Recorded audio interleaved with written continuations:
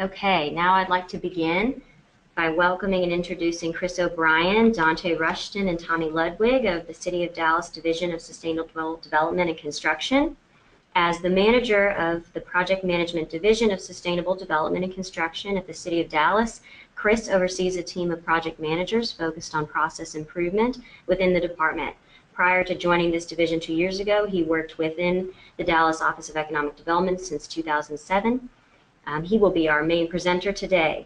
Serving as a senior coordinator, Dante is well versed with the city's processes and requirements for planning and zoning.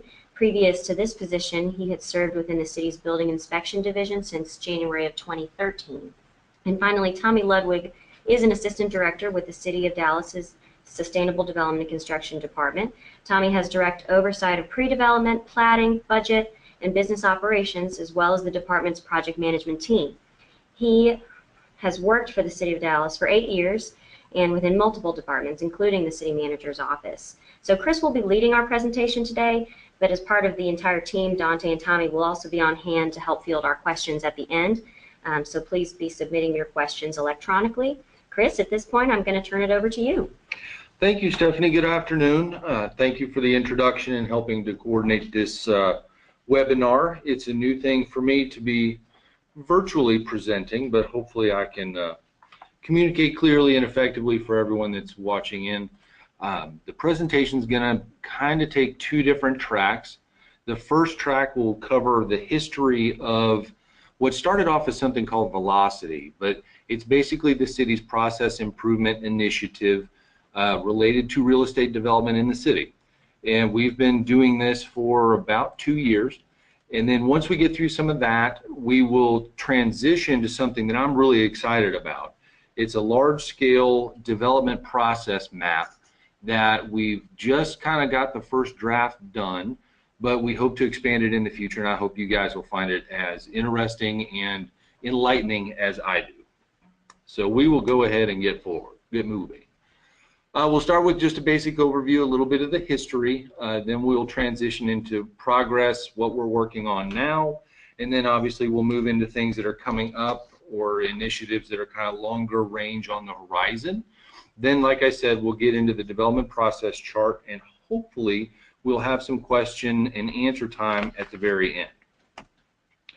Back in the fall of 2014, the real estate community approached the city and asked us to kind of reevaluate how we operated in relation to our development review processes. And when I say that, you can take that to mean plan review, building inspection, permitting, engineering review, platting, that kind of thing. So it became a partnership between the city and members of TREC and others in the development community from various backgrounds, and they met for about 9 months. And it involved folks from Sustainable Development and Construction, and it involved a number of people from the Office of Economic Development that kind of represented the development community. The purpose of this project was to make life easier for not just the development community and the consultants that operate within it, but also for city staff. The more we can simplify our processes, make them more transparent, make our processes easier to navigate, hopefully it makes your life easier as well as that of staff. The first thing, once the planning process had been done, was to create a project management team. Now, hopefully you guys can relate to this. Everyone's got things within their own organization that they'd like to improve. The challenge is we're all busy doing our regular jobs. So I think what a wise thing to do with this group was, look, we need 4 or 5 people that are going to be dedicated, that are not going to have another job to do. This is their job going forward, to take this list of things we would like to see implemented within the city and actually bring them to fruition. So we were pulled from building inspection, from the city manager's office. Like we mentioned, I was pulled from economic development, and we had another guy that came from multiple different departments. So it gave us kind of a broad spectrum background with which to look at these improvement initiatives and hopefully creatively come up with some ideas. There were a number of stakeholder meetings with city staff and private folks, and those meetings are ongoing. We have, we call it our stakeholder board. We meet once a quarter, and we give updates on what we're doing. We give process improvement measure updates, so we might review with the board our review times, and procurement initiatives and things like that, where we're trying to implement improvement measures across our department.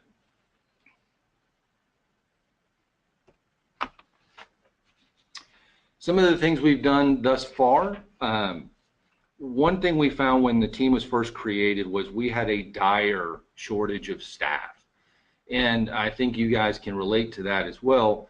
It's easy to reduce staff when the economy goes downhill, but once the economy turns back upward, it's hard to find good people, and it's hard to train them, and for us it's hard to pay them.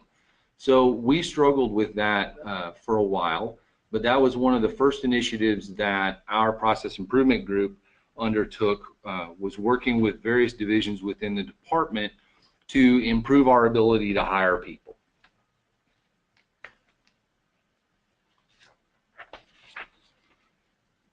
Some other things we went and looked at in a way to improve our process review times and eliminate backflows across the department, we had to look at getting some help. So one of the things we did was we went out and got a short-term third-party engineering and survey services contract set up, because we had months of backlogs on things like field note reviews. Some of our engineering plan review times were exceedingly long. Again, looking back at staffing levels and just the throughput that we were able to do with the number of bodies we had. But that went a long way towards improving our ability to just improve our workflow in the short term, since we couldn't hire people right away. Another thing we looked at was digitization, which I'm sure most of you will be very, very happy to hear about. If you've been to the Oak Cliff Municipal Center, we have a survey vault, and we have a records room, for lack of a better term, with central files where you can go do a whole lot of research. Our goal is to digitize all of these historical plans and get them electronically stored somewhere where they can be easily accessible to those that need them to do research on, replatting, doing expansions of existing facilities and that kind of thing. And finally, we're looking into electronic plan reviews. Some of you probably have already done this in projects that you've taken through the Q team or our express plan review. The electronic plan review process is really good for Q team, but we found it lacking a little bit if we wanted to take it department-wide. So we're reevaluating how we're going to service that need, and we're looking at other vendors, that kind of thing, trying to figure out how best we can provide an electronic solution that works for our entire operation, because we look at an awful lot of projects and we need something that can scale up. One other little brief thing, for those of you that have been to Oak Cliff Municipal Center, I trust you'll be glad to hear that we're looking into making significant improvements in the facility. It's not necessarily the best foot forward that we could put representing the city. So we're looking to make renovations there, and we're also, many of you may know, we're looking at an RFP or a procurement process to build a new facility to house Sustainable Development Construction's operations down in that part of town. Some of the department-wide initiatives that our process improvement effort looked at was, we call it a core team meeting. These are quarterly meetings with leadership within sustainable development and construction. A common concern related to our operations that was presented from the private side was that we, like a lot of organizations, deal with silos, and communication can be challenging as you look from division to division. So by having quarterly leadership meetings, and these are pretty much managers and above. So, we've got anywhere from 30, 40, 50 people attend these quarterly meetings, and it's an opportunity for us to disseminate information across the entire department, make sure everyone's hearing the same message, make sure everyone's kind of pulling on the same rope, and it has done a great deal to improve the communication across the division.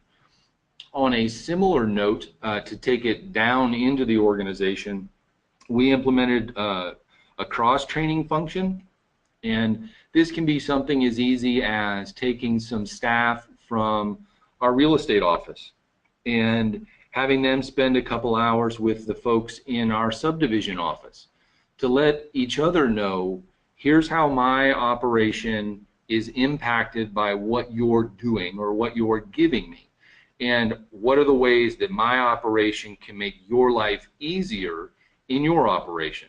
So that's been a nice tool to develop some relationships and improve the communication and the work flow between our divisions. And as I'm sure most of you know, once you really get to know someone, it's hard not to try to be helpful to them. So we found that as a side benefit as well. Getting back to the permitting or the facility enhancements, if you're at Oak Cliff very much, you've seen them. We've already updated the permit center, the express plan review or Q-team offices, as well as real estate. We look to expand those efforts throughout the facility in the near future. And just a quick reminder, if you do have questions, feel free to email them in, and we will try and get to them toward the end of the meeting.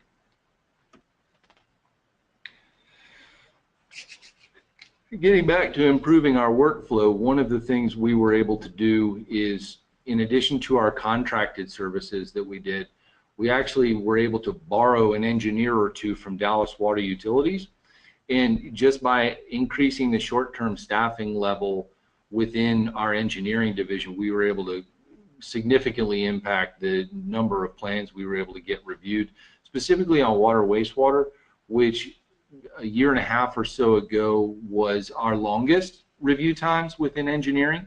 And we're pleased to say that the average review time numbers have come down quite a bit, and they are well in line with every other division within the department.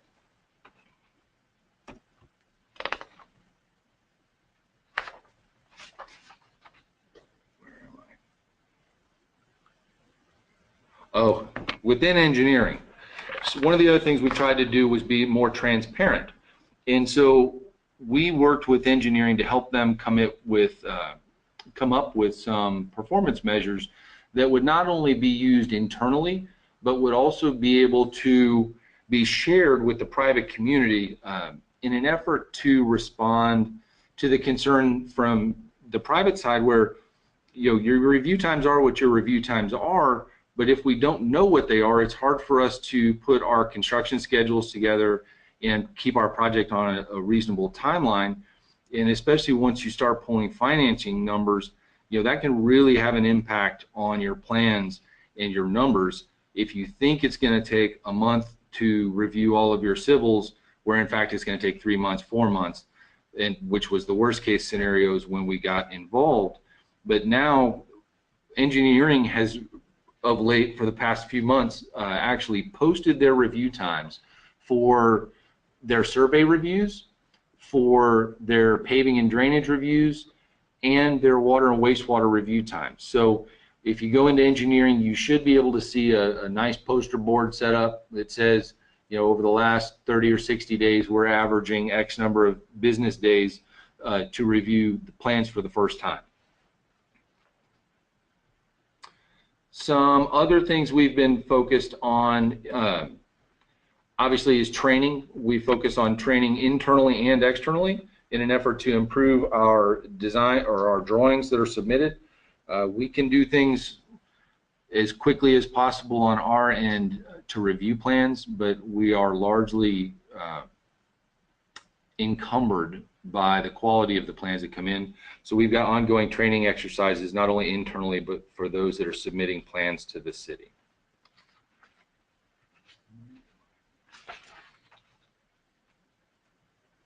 some building inspection programs that we've been looking at. For those, I wonder how many people on this call have reviewed the development guide for the city. Within the city, we hadn't looked at it in a while. It had been several years since it had been updated. So about a year ago, one of the people on our team undertook the task of working within all divisions of sustainable development and construction and other departments where appropriate to update the development guide. So that's available online, and if you need hard copies, you can reach out to us and we can get you some. But I strongly recommend that you look at that tool. It's something where you can not only learn about how the process functions, but we put an awful lot of process mapping in, as well as some timelines that you can expect. You'll also find applications for abandonments and licenses and that kind of thing as well. So we found it to be it's a pretty powerful tool that was almost a building block for what we'll get to at the end of the presentation. For building inspection, one of the other things we had heard a lot of feedback from the private side was our lack of communication and interaction with Dallas Fire. So as you're doing your building plans, you've got sprinklers, you've got alarms, and those kinds of things that need to be reviewed. And building inspection was reviewing them for Dallas Fire. And some folks, on rare occasions, hopefully, were getting caught up where building inspection had reviewed the plans and approved them, but fire had a differing opinion. So now I'm proud to say that we've got a gentleman named Ricky Butler who is with Dallas Fire Rescue, who is full-time within building inspections facility to help us review fire sprinkler plans, help look at things from a pre-development standpoint, to help catch issues before they become a big deal and start impacting your timeline.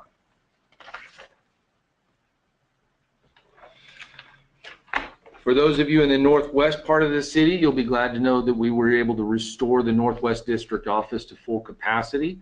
Not to just read a slide to you, but you can see for yourself the office was shut down during the recession. We brought it back as quickly as we could at half capacity. And then just here in the last year or so, we got the budget to restore it back to full staffing. So that is a resource for you if you have projects in that part of town. And we strongly encourage you to go by there before you have projects, introduce yourselves, let your contractors introduce themselves to the folks. Because when you're on the ground doing your project, this is typically where your inspectors are going to come from if you're building a project in that district. So the better job we can do of fostering communication on the front end so our guys understand what they're going to be looking at, the faster your project will be able to go. From a zoning and historic preservation standpoint, these were some early things that we were able to do. Not that they weren't impactful, but they just weren't terribly difficult. We were able to increase our workload coming through the Board of Adjustment from 12 to 14 cases per month. And we put their schedules online, which was a nice new way to embrace new technology. And another thing we've started doing is putting the kind of, not the full docket online as it fills up, but we try and let you know, it's like, okay, we've got 14 slots, 8 are full.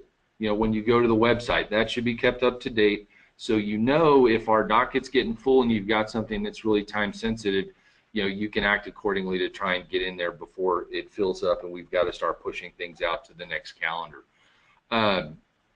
Let's see. We had an odd requirement too. When someone was going to apply for a zoning change, somewhere in our policies we required an open records request just to get tax lien data. So that was a nice easy one that we were able to eliminate just by talking to staff leadership and getting that requirement removed.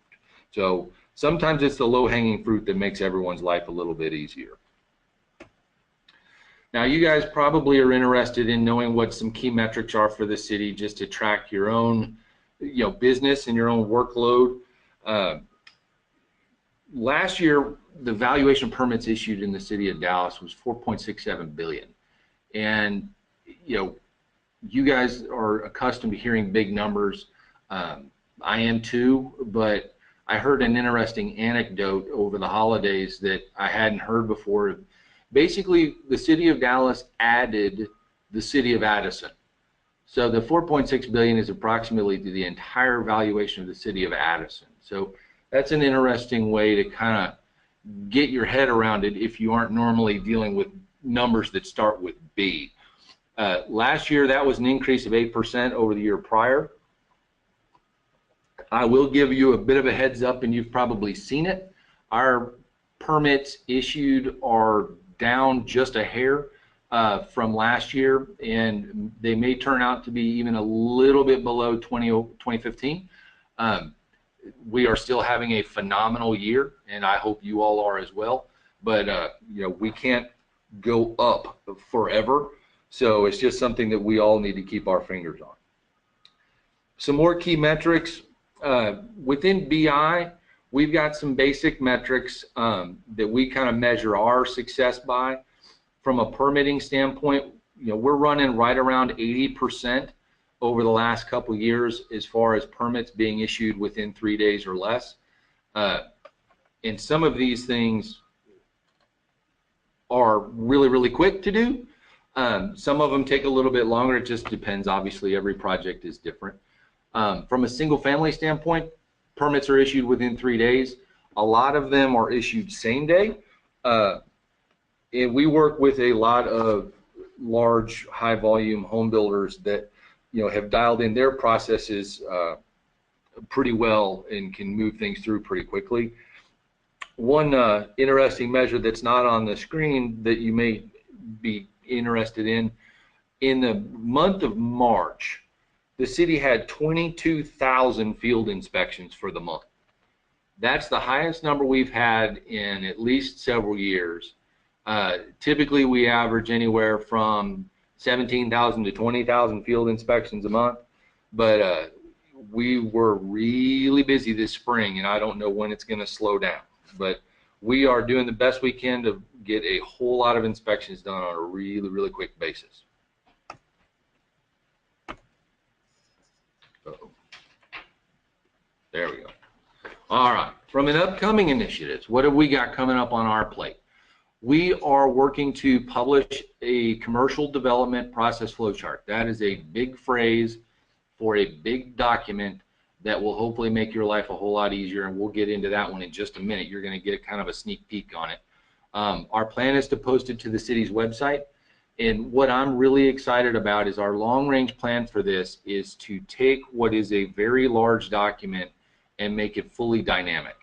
And when I say that, what I mean is, you'll see in a minute, but when we get to the process maps, what I'd like to see happen is as you hover over a zoning box, for example, you know, you can have a drop-down box appear that will show you, here's an application for a zoning change. Here's a link to the process map on how the zoning change itself happens in greater detail than what we can show on our document. Here's the fees associated with it. You know, these kinds of things. Here's the link to the city's website where that page is there for more information.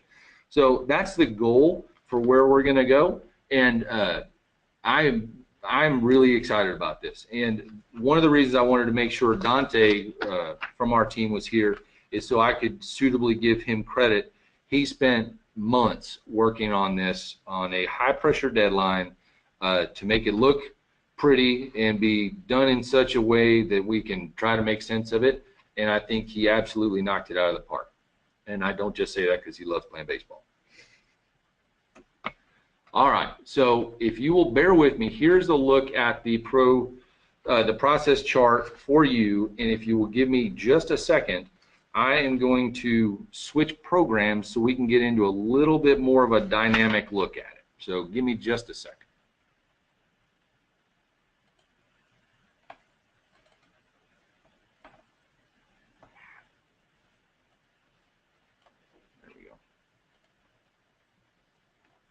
All right.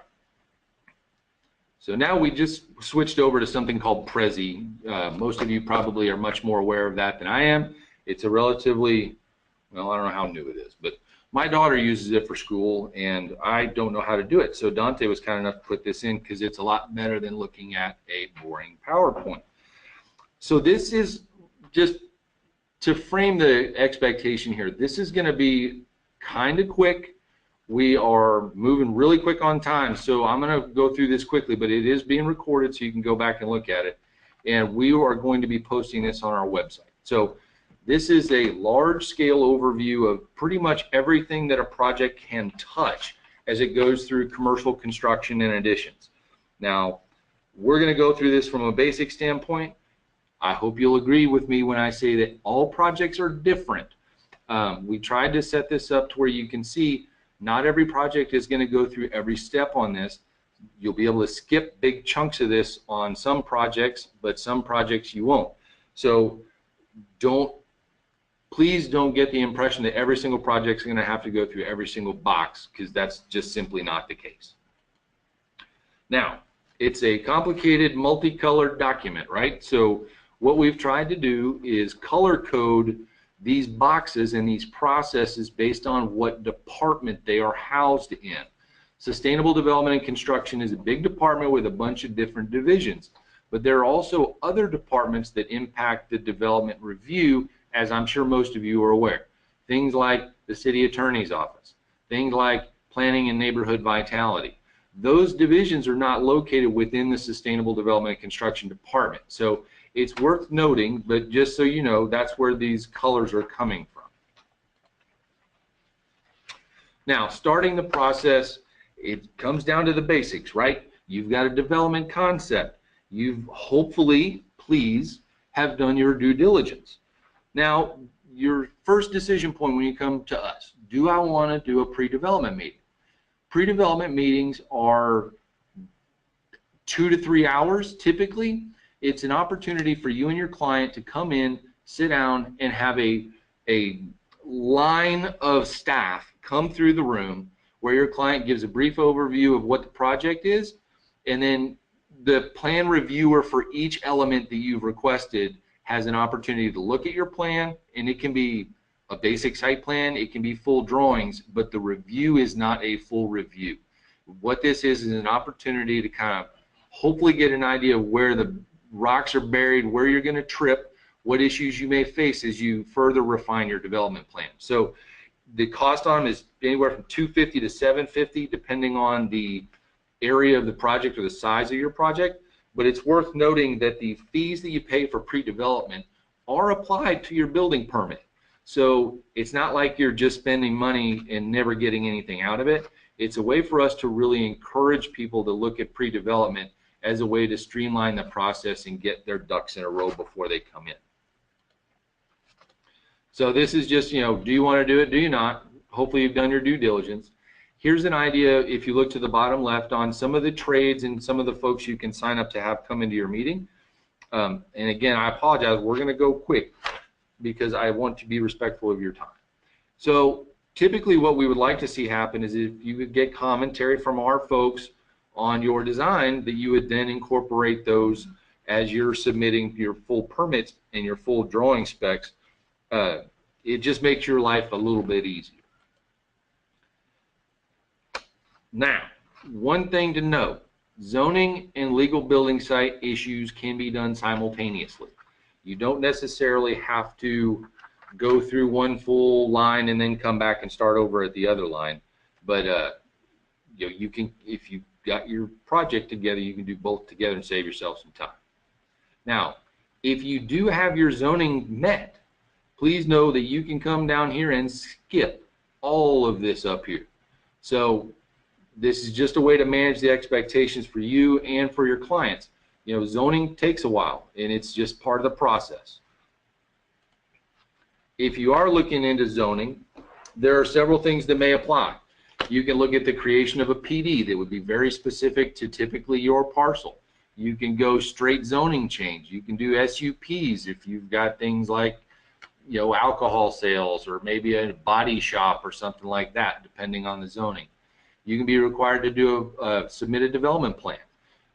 These are all things that are impacted when you're going through a zoning change. Historic overlays are something you need to be aware of just because it's another time. If you've got to go to Landmark Commission, that's another step you want to build into your construction timeline. On the legal building site, then we bring in subdivision into the mix. Do you need to replat? Once you get your platting and stuff done, you need to look at things like, do I have to do a thoroughfare plan? Do I have to apply to the city for an abandonment? High level, an abandonment is where you ask the city to sell part of its right-of-way or city property that we're using. Sometimes we can if we have no need for it. Sometimes we can't. Thoroughfare plans take a while just because there are a number of reviewing bodies that wind up looking at it. You're looking at a lot of internal departments that need to look at utilities, need to do transit analysis and all that kind of stuff. From an abandonment standpoint, like I said, you're basically buying right-of-way. Licensing with the city, you're basically borrowing right-of-way. So these are all things that can be impacted based on your plat and the site in which you're, the place you're developing and how you interact with the city's property. Now, let's see. We are abandoning right here. So if you're going to abandon, it gets routed to a whole bunch of city departments that need to look at, will this adversely impact the city's operations in the long term?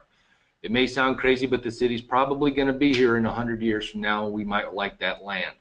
If we don't need it, we can sell it, but it's not always the easiest process. Everyone gets a look at it, and it takes some time. The typical timeline for abandonment right now is running about 4 months. So, these are things you need to know, but they're in this document, and they're also in the development guide. One of the things we'd like to add to this document in the future is kind of timeline brackets to help you understand. It's like, oh, if I have to take this track, I just bought myself a month, or I bought myself 2 weeks, or I bought myself, in the case of abandonment, 4 months. Now, one interesting thing that impacts some developments, mostly downtown, but in some areas around the city, is your project receiving TIF subsidies. There is a policy within the Office of Economic Development at the city that says any project that is receiving TIF funding has got to go through peer review. Now, that is done through Planning and Neighborhood Vitality. It's just a process where you go before a team of, or a panel of architects and landscape architects and that kind of thing, and they look to the best interest of the city from a design element and how your project interacts with the neighborhood, interacts with the street, interacts with pedestrians, etc. But that's something, if you're going to pursue TIF funding, this is something you need to know about on the front end. So moving quickly, now you're ready to apply for permits. Wasn't that easy? Now that you've got your permits ready to go, you'll want to get your civils in as early as possible. Just the nature of what we're reviewing, the lead times on civil plans run longer than just straight building permits. So, again, advise, if you have your civils done, get them in as soon as you can. That will save you some time on the back end. Now, next step is you've got your permits ready. Do you want to do Q-Team? Q-Team, or Express Plan Review, is a tool that mostly larger developments take advantage of. The small guys doing small projects typically don't want to spend the money, but it's something you pay for. It's about $1,000 and $1,000 an hour. But in one sense, they're similar to pre-development meetings in that you get everybody in a room. The difference is you get everybody in the room at the same time for about half a day. So instead of 15 minutes apiece with the trades looking at your plans on the pre-development meeting, you get everyone that's going to stamp these plans, with the exception of the engineering group, in the room at the same time. So again, getting back to getting your civils in early, if you've got your civils in and done, you could conceivably walk out of this meeting with stamped plans and get your permit. So most of the big projects all go through this, and this is where you can do electronic plan review, something that Q-Team's been doing for the better part of a couple years now. A couple things that have caught some people by surprise that I just wanted to mention. Some plans, depending on where they're at, may require a residential adjacency review or a development impact review. Those sound kind of scary, but you'll be glad to know that there are staff reviews They're not a legislative process that takes a really, really long time. Residential adjacency reviews are when things like businesses that have things like it smells odd, it sounds loud, or it makes a bad odor or whatever. If it stinks or makes a loud noise or is going to keep my kids up at night, it might have to go through a residential adjacency review. Development impact reviews are typically for restaurants, high traffic generating businesses. Say, okay, how are you going to deal with the traffic from an entrance standpoint? How are you going to stack the queuing in your drive-throughs?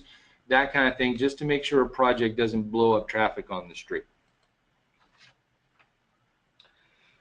Now to another topic that some of you may or may not have heard about, sidewalk waivers. Oh, I'm not in sidewalk waivers. I'm in neighborhood vitality. Oh, yeah. No, what's sidewalk waiver? My apologies. So do you need a sidewalk waiver? Sidewalk waivers are for typically new construction or infill construction where the city is going to make a determination as to whether or not a sidewalk is going to be required. Typically, these things are evaluated based on, are there sidewalks in the immediate vicinity? If no, do we want them there 100 years from now? I don't know. But the reviews for sidewalk waivers are done differently than reviews for most anything else. The present plan for how these are done, or the process right now, is it is a twofold review. Our engineering division within SDC reviews it, and planning and neighborhood vitality looks at it from a large-scale neighborhood planning lens. So the way it works per the code right now is it pretty much is a unanimous or nothing. If one says you need a sidewalk and the other one doesn't, you need a sidewalk. So this is something you can get more information from either office, engineering or neighborhood vitality, as far as the conditions that need to be met and that kind of thing.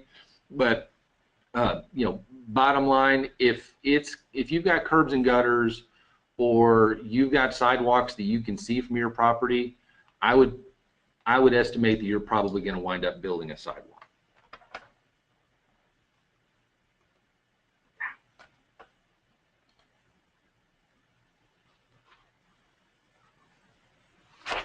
Now, back to the platting process. I do want to make note of one thing. We have green building inspections, and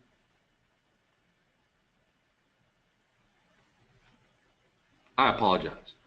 We conduct third-party green building inspections that are not on this chart, and I was just made aware of it. So I want to make sure you realize that that is another part of the development process you probably already know. But if you would like more information on how the city handles green building code and how those inspections are handled, my contact information will be available with the presentation, and we are happy to help you navigate that process. But I'm trying really hard to make sure we don't forget something and leave you guys something to trip over. So, do you have a plat? When you have a plat, life gets a whole lot easier. You've got your legal building site and you're ready to go. If you don't have a plat, what you need to do is you apply for your preliminary plat. That process takes 30 days. And that's by state law. From the time you submit, it gets dealt with by CPC within 30 days. Now, if you're building something and you don't have a plat, what you need to do is apply for what's called an early release application. This is a couple $100 fee and a basic application, and you say, I would like to apply for a building permit, a grading permit, a foundation permit before my plat is final. And that means it's recorded with the county, it's all done. So we've done this for a long time. This is something that's relatively unique in Dallas. Most cities that I'm aware of require you to have all of your platting done before you can even come in and apply for a building permit. So if you're comparing timelines and such, it's kind of apples to oranges. But anyway, we can issue early release permits, and that lets your client get started on their project without having to wait for the final recording of the plat, because that can sometimes take quite a while. Now let's take a look at the engineering process. If you've got civils, you're going to need to submit, there's typically two things that get reviewed within engineering. You're going to have paving and drainage, and you're going to have water, wastewater. So when you turn in those plans, you'll want to have them separated out. And typically we're running 15 days for first review on these right now. So the review times have come down quite a bit over the last year or two. And some of these plans you'll see will require a third-party contract. So if you're going to do especially water and wastewater stuff, we require a third-party contract to, let me get back, sorry. The third-party contract in the top right, that gold diamond. If you require a third-party contract, basically what that means is you're going to pay a contractor that's going to go install the water and the sewer lines in the street, in the public right-of-way. What makes it a quote-unquote third-party contract or three-party contract is we're accepting what that contractor is going to do subject to that work being inspected and accepted by, in this case, Dallas Water Utilities. So three-way contracts are a little bit of a misnomer in that the city's not paying for it typically, and we're only involved because it's going to become our infrastructure once a project is done. So hopefully that makes sense. It can get a little bit confusing. Now, once your permits are approved, obviously you go and you build your projects. And then you get to call for your inspections. So for building inspections, you have one track, and that's where you're calling your, excuse me, the district office, and you're having your trade guys come out, your electric, your mechanical, building code, landscaping guys, and that kind of thing. And then the flip side is you call for your infrastructure. So that's Dallas Water Utilities, that's third-party inspectors for paving and drainage a lot of time. But hopefully they come through at about the same time. Now, getting to, is the plat finally recorded? The trick is, if it is recorded, you're great. You come in and apply for your final COs once all your inspections are done, easy peasy, right? If your plat's not recorded, you're not necessarily dead in the water. You can apply for a temporary certificate of occupancy. Now, there are conditions you need to meet with life safety and that kind of thing to satisfy the city where you're far enough along and you're ready to go before your plat's final.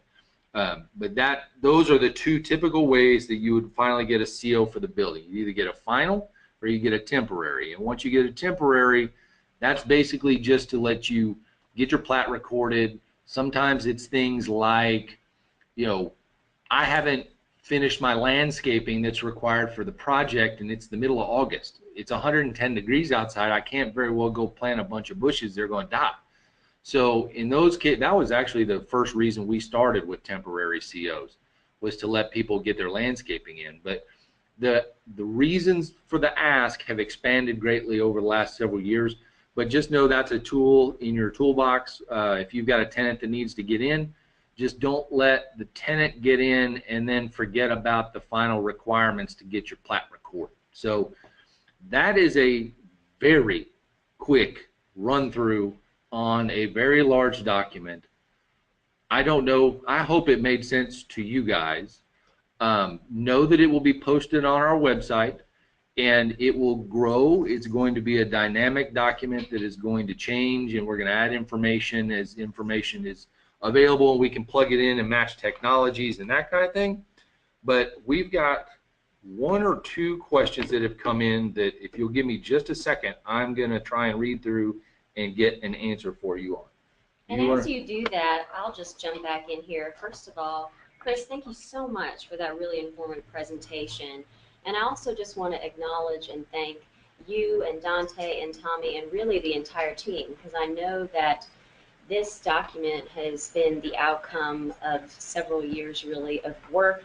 I know our members have met with you all quarterly now for the past several years, and if my understanding is correct, there was no one place housing all of the information that you needed to go through the development process, and you literally started from scratch, pulling together bits and pieces of information and figuring out which departments had to come together And now we have this incredible tool where we can see in an easy form, even though it's a lot, we can see all in one place. This is what is required to go through this process. And so I want to take a moment to really acknowledge and thank you all for the work on this. This is just really helpful. And with that, I think let's jump into some of the questions here. All right. So the first question I hope I touched on was the green building code. And we did miss that, and thank you, Peter, for calling us out on that. We will make sure it gets added to the document. Second question from Tara, does the owner still have to pay permit fees on 311T contracts? Well, the short answer to that is yes. Now, you don't have quite the extent of permits that you're applying for when you're going through 311T work, because the contract itself acts as a permit, for lack of a better term. But there are still permits that need to get dealt with when you're working with the infrastructure. The primary one that comes to mind is called a cut permit, which just allows you to start tearing out right away. Another one that may come into play, likely would come into play, would you'd need to submit a traffic control plan. So then you're getting into lane closure permits and sidewalk closure permits and that kind of thing. So there are some. Yeah, 311T unfortunately isn't just a pass to go working in the right of way, but we hopefully it's getting easier. All right, so Arthur, thank you for the question and the compliment. He's appreciate. Can he see the questions? No. Okay. So the question is, when do we expect the document to be available on the website, and where should we look for it? I know it'll be on the Process Improvement or Project Management Division's website. We're probably 1 or 2 iterations away from getting it dialed in, as proven by the missing green building code section, but we're really close, and I hope you'll agree.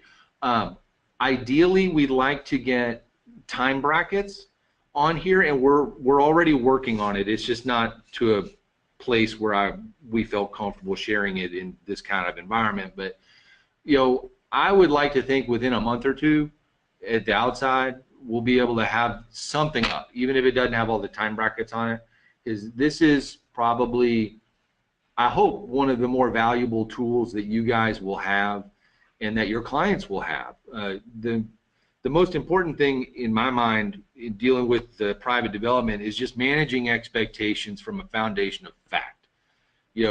Our review times are what our review times are. We're trying to make them faster and easier to navigate, but if you don't know what the review times are, it doesn't matter what they are. You've got plans to make, you've got decisions to make that are time sensitive and critical. So we will get this document up on the website as quickly as we can, and as soon as, if the first generation that goes on the website has the time brackets, great. If not, what we can do is work in partnership with Trek to let them maybe send out a release once it's published. That way it can get out to all of you guys at the same time, and everyone's in the same loop. And then as we make significant edits to it or improvements to it, we can act accordingly with Trek in publishing that information, because it doesn't do the city any good if the information isn't out there and being used. Otherwise, trust me, we wasted a whole lot of time putting this together if it doesn't get used. So hopefully that answers your question. We will get it up and communicate when it gets up just as quickly as we can. And I have taken a lot of your time. Before we wrap up, I do want to ask 2 more questions just about lessons learned here. As I had mentioned, I'm not sure everybody has been aware that this has been an ongoing process you've been working on for quite a while. So 2 questions. First of which, how is it that our members can best help themselves using this tool in this process? I know we've talked about pre-development meetings. How can they best take advantage of some of the new resources that you've made available, including those meetings? And what are your recommendations now that you've been through this a few times? Well, yeah, I mean, this tool will be of great benefit, I hope. And pre-development is a tool, especially if you've got clients that haven't done work in the city of Dallas. I can't stress more strongly, either engage someone on your team that has, or definitely schedule a pre-development meeting, because you guys know this, Dallas building inspection plan review is a different language than Atlanta. It's different from Chicago or Cincinnati or LA or whatever. So having someone involved on your project that understands that language is really, really beneficial. But the easiest way to have the most, hopefully, impactful help or tool would be to call me. I manage a team of 4 people plus the one person that manages pre-development. I've got 4 project managers on my team, and if you've got a project that is outside of the norm, something you're not super comfortable with, if you just have a question or anything you'd like to ask on the front end, reach out to me, and either myself or one of my team, I'll have somebody put on it. But we can march these. One of the things we're to do is to march these projects through from concept through certificate of occupancy. So my team is incorporated with 4 people. Dante Rushton, you've already heard his name. We've got Hareem Logan on my staff that came over from the city manager's office. Vernon Young, who you may know already. A lot of you have dealt with him over the last 15 years. He's been involved in building inspection for a long time. He was David Costum's executive assistant for a couple years, and we were thrilled to get him on this team when we set up. And then lastly, we've got a gentleman named Jose Martinez that is coming over to my team, who's also a plan reviewer, zoning guy also. So hopefully with the team we've got most of the bases covered. And one thing that I take pride in is I don't know everything, but I'm getting pretty good, and Tommy's excellent at it, knowing who does. So don't spend a lot of your time trying to get the right present, breathing human being to answer a phone call. Let me and my team do that. We can bird dog projects. We do it all the time. So if you need help from us, we're available. I do think that's probably all we have time for. So thank you all so much again. Chris, thank you for the presentation. As you said, we will make sure that both this webinar is on our website, so you'll have an opportunity to review it again. We'll also make sure that we share the link to the final website once you have this up online, and I'll be excited to see when it's in dynamic phase. Me too. So thank you so much again for your time, and thanks everybody for joining us today. And that concludes our webinar. Thank you. Have a great day.